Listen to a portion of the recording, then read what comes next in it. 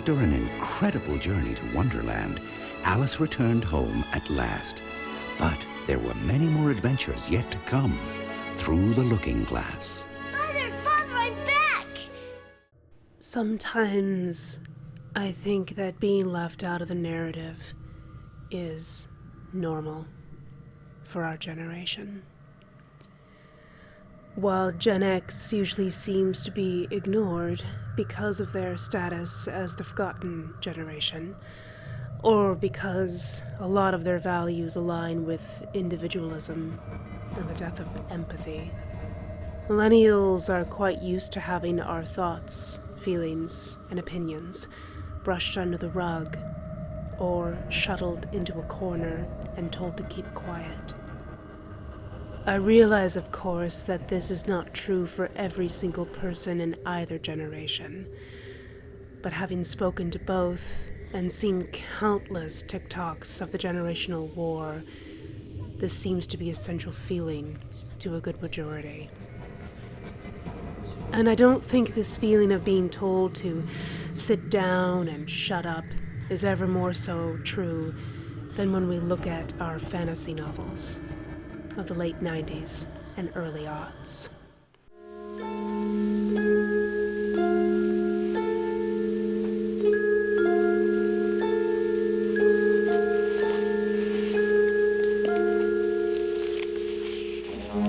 Jabberwocky.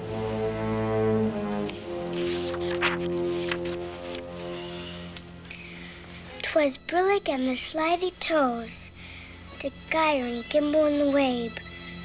How mimsy were the Borgos, and the mome rouse out grape. Beware the Jabberwock, my son, the jaws that bite, the claws that catch. Beware the Jubjub bird, and shun the frumious Bandersnatch. I can just tell this is supposed to be a scary poem. It's a good thing I'm grown up, or I probably would be a little frightened.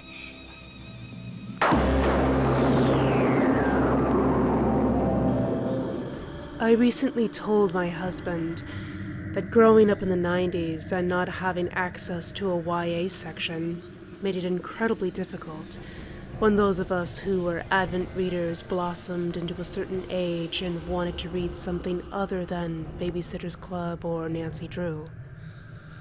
While both of those are classic staples of youth, the crossover from adolescence into preteenhood left a lot of us actively searching for something to fill the void. Most people found solace in books like The Hatchet or the Dear America series, which featured girls the same age as myself and my friends who are writing from time periods long since past, but in voices that we, in the modern era, could relate to. I had no such interest in either of these. And here comes one of the stranger ones now. Now, for a little personal history. I grew up in a very conservative Christian school. This was the type of school that actually balked if anyone dared to admit that they hadn't read Harry Potter. It was a school devoid of personality or exploration of anything macabre.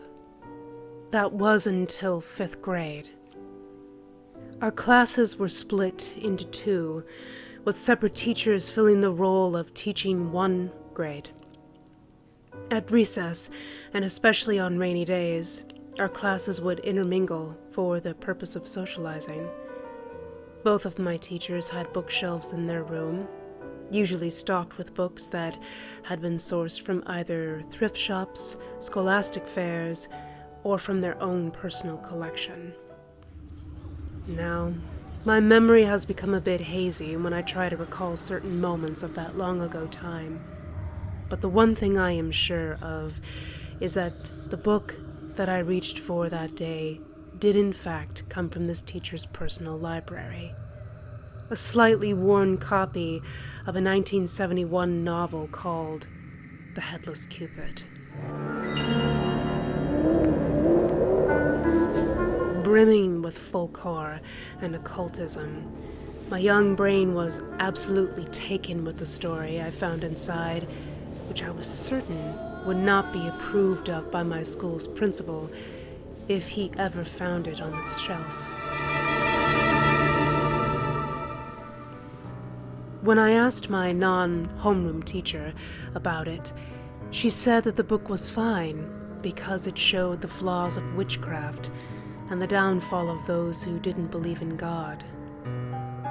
I accepted this fact without question at the time, but the book haunted me ever after. It settled within my mind, and I could feel the struggle of the fascination war within me. To be interested in the occult would mean being condemned to hell, but the spookiness and allure of the book was a dark treat I couldn't resist. And in my adulthood, I find it more than ironic that the book is from the 1970s, a time that is positively steeped in folk horror media, a genre which I enjoy very much due to its preoccupation with the supernatural and fairy tales. It would be silly to insinuate that book was the start of my obsession to find other literature outside the realm of staunch rigor. As both my parents were horror fans and had introduced me at a young age to old Hollywood films such as Dracula and The Pit and the Pendulum. What dawned on me that day was the fact that such wealth of gothic horror and fae dealings could be found within the contents of books.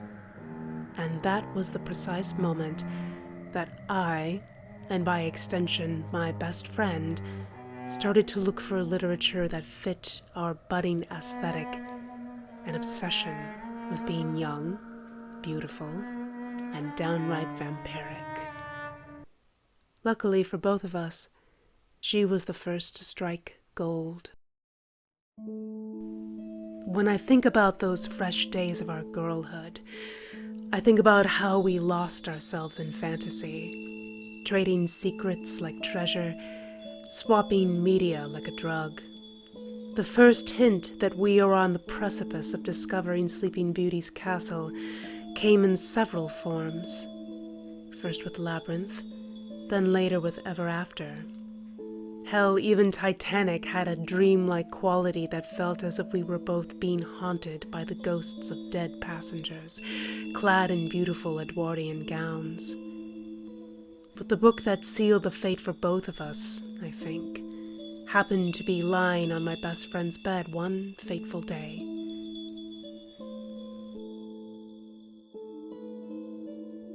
Within the confines of these pages, a whole other world was opened up before our eyes. Long before the popularity of AO3 or Twilight was ever a fever dream within the mind of a sheltered Mormon woman, there were these stories. Fairy tales wrapped in new skins and told in the old tradition. Dark, sensual, perhaps a little too adult for us to be reading. But that was the time, and something that Gen X has forgotten or doesn't care to remember. They weren't the only generation left to their own devices. With the fear of AIDS still ravaging any conversation of safe sex, and the unchallenged Lolita concept making us complacent to the advantages of older predators, many of us were navigating the waters of our budding sexualities and hyper-focused interests alone, or within the safety of our friend groups.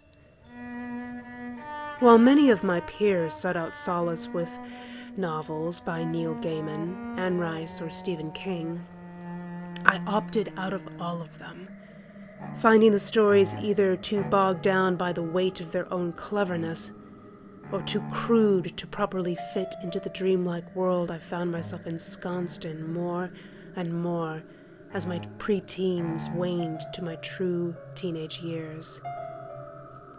The retold fairy tale, with its lush subject matter, became a source of obsession. And when the Snow White Blood Red series had been consumed in full, we moved on to other anthologies, such as Sirens and Other Demon Lovers. We devoured these all, until it seemed our wealth of dark, sensual tales had run dry. Little girls, this seems to say, never stop upon your way. Never trust a stranger friend.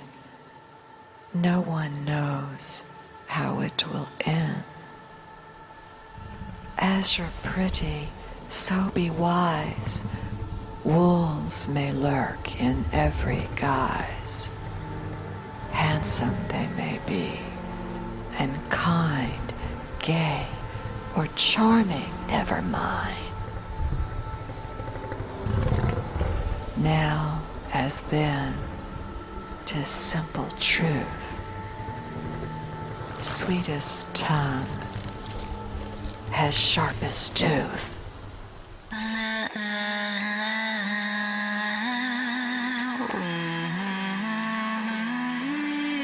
In 2002, Hot Topic was all the rage, and back then the store boasted a somewhat impressive selection of CDs, which is where I first was introduced to Collide, comic books, and other paperback wonders. If I close my eyes, sometimes I can still see those shelves holding such items as Johnny the Homicidal Maniac, Lenore, My Blacks Don't Match, Sailor Moon, Dark Realms Magazine, and Squee, as well as the faint smell of Nong Champa. But the book I remember the most, and the one that gave me my first deep dive into goth culture and a wealth of literature yet to be explored, was Goth Chic. Within its pages, I discovered a reference to Angela Carter's Company of Wolves. I still have my copy to this day, marked up as it is, as I underlined the media I wished to consume. Later, in my early 20s, a good friend of mine would open up my world to even more delights. With the addition of Francesca Leah Bloch's I Was a Teenage Fairy, and many Christopher Pike books, which, while imperfect, had dark teen angst bubbling off of the page. Perfect for that time of uncertainty and self-discovery.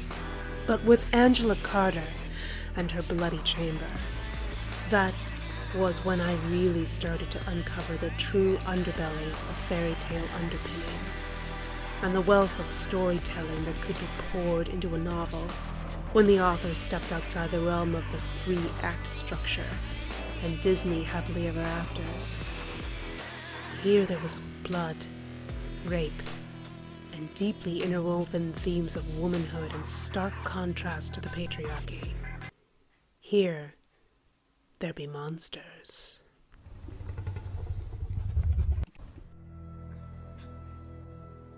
Say it.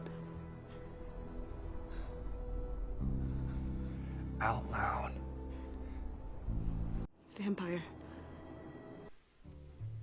With the appearance of Twilight, the name itself implies everything I now feel modern literature lends itself to, a sort of waning of properly written narrative and endings that feel as rushed as a river streaming past you as you're caught up in its wet arms.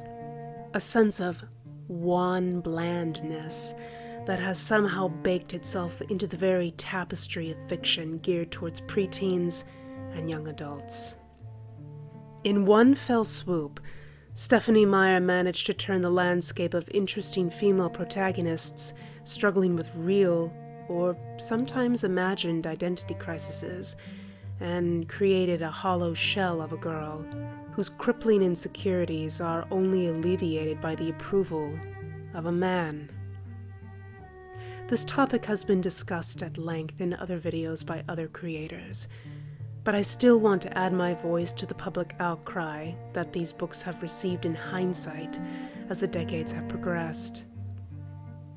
We had similar books that dealt with topics of love and personal strength, but with Twilight, books such as Ella Enchanted, Blood and Chocolate, and Serena, where our protagonists are roughly the same age as Bella, we see a tonal dissonance from young girls who accept the fact that they might have to part with the ones they love the most, and bravely accept this fact, to girls who are solely dependent on the approval and acceptance of a male counterpart in order to feel whole.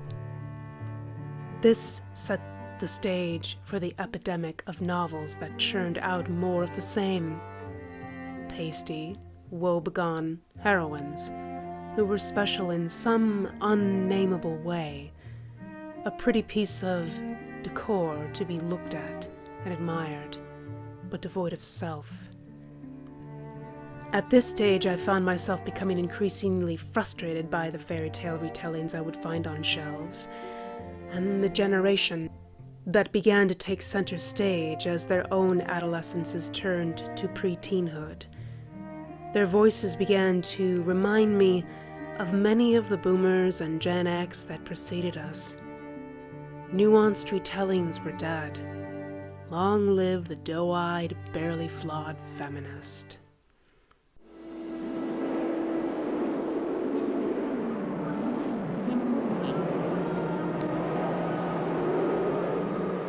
Mirror, mirror on the wall, who is the fairest of us all?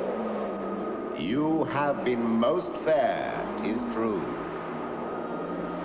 But the prince's bride is more fair than you. No! That can't be!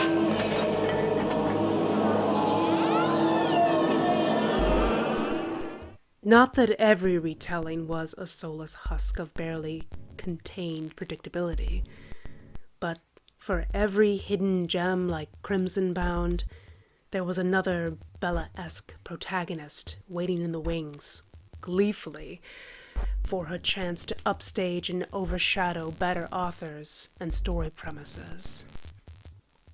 For every Tiger Lily, which looked for all the world like a book with genuine representation of a Native American girl, was in fact written by a white woman, its popularity seeming to outstrip actual BIPOC writers such as Dia Reeves, with her Bleeding Violet and Slice of Cherry. I could go on at length and give plenty of examples of one being traded for the other.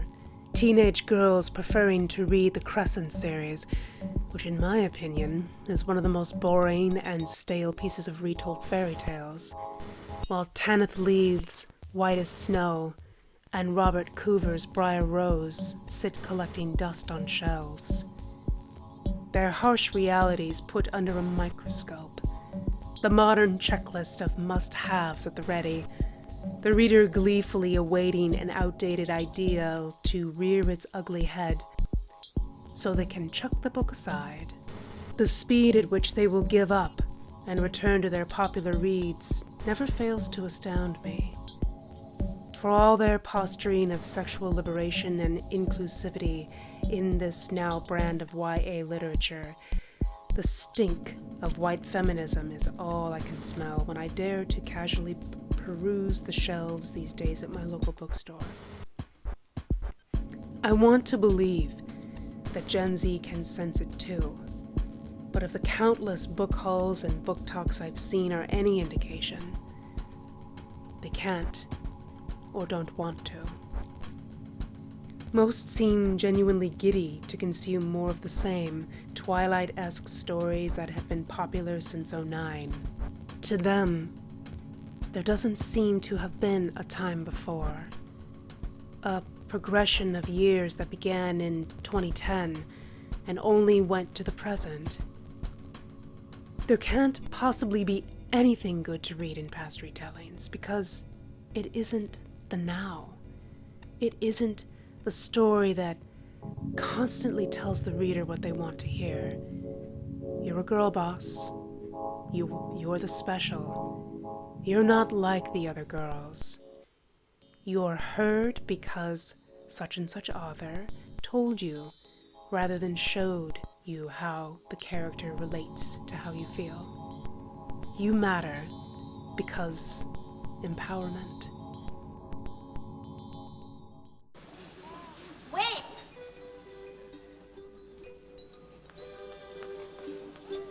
I have not given my gift yet.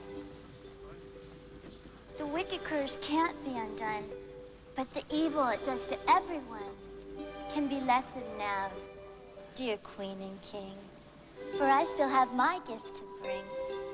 She'll prick her finger on a spindle, but sleep, not death, is all it will kindle.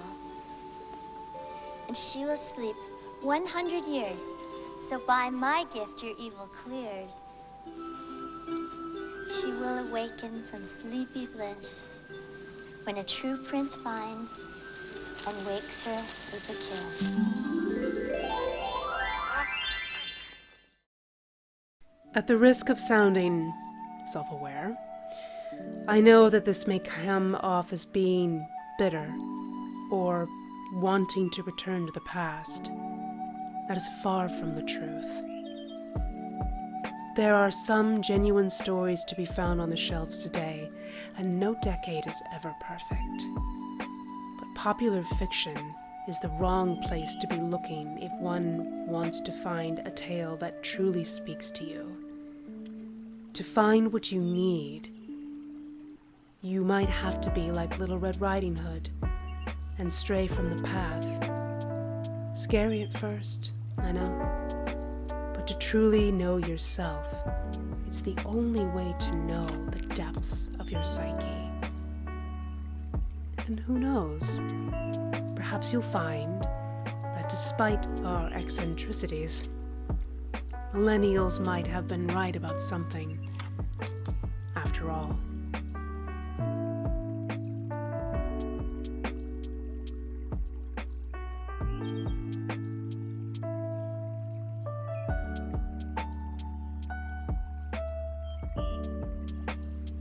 Thank you all for staying around and listening to this tale of tales. If you are interested in other types of hot takes, such as these, some can be found on my Patreon, which is linked in my description, as well as a wealth of my personal art pieces that I do. All spicy content, if you're interested. Anyway, I hope that the day is treating you well, and I will talk to you all very soon.